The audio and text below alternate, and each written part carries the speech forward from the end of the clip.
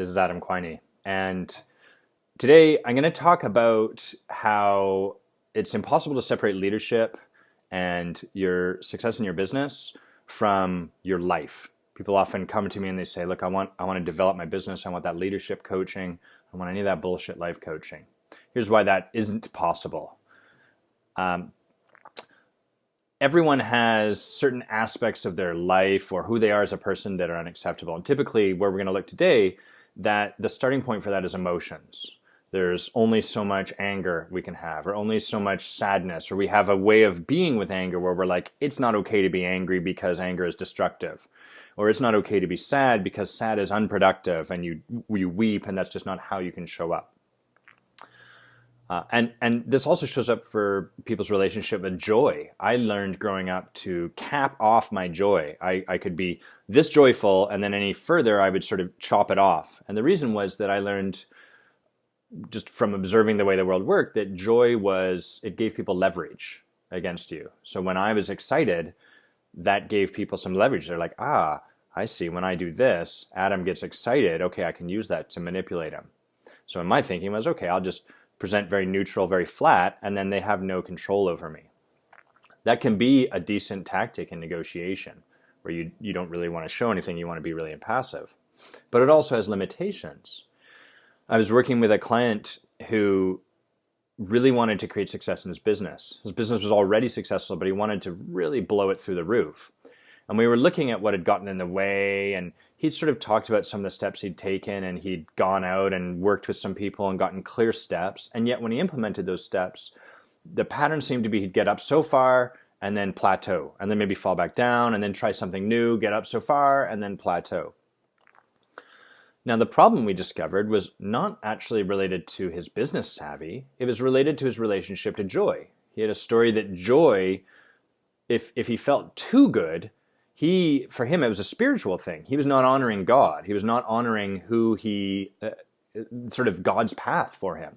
He had a story about joy, that there was only so much joy and you shouldn't feel too much joy. And so every time he felt joy, he had to tamp it down. And so what that created was his business could only be so successful. As soon as he started to feel too good, he innately had this tendency to push it back down to make sure that he maintained this plateau. And so you can see, we can give this man 50,000 different steps to follow. We can bring in Richard Branson or Tony Robbins or whoever the best business coach you can think, business consultant we'll say, that you could think of. Mark Cuban, I guess. We'll bring him in and say, all right, give this guy all the steps. And he's going to follow those steps, but he's innately going to have a pull back down. As soon as we remove that person, hit him in the head with a stick saying, hey, do this, make your business better, he's going to naturally regress towards that safe place where it's like, this is the level of joy that God wants from me, and anything higher is wrong, and therefore I will keep pulling myself back down to this place. So you can see for this person, the real breakthrough is for him to change his underlying relationship to joy and success. Because once he does that, we take off that imposed limit that he's created around his business.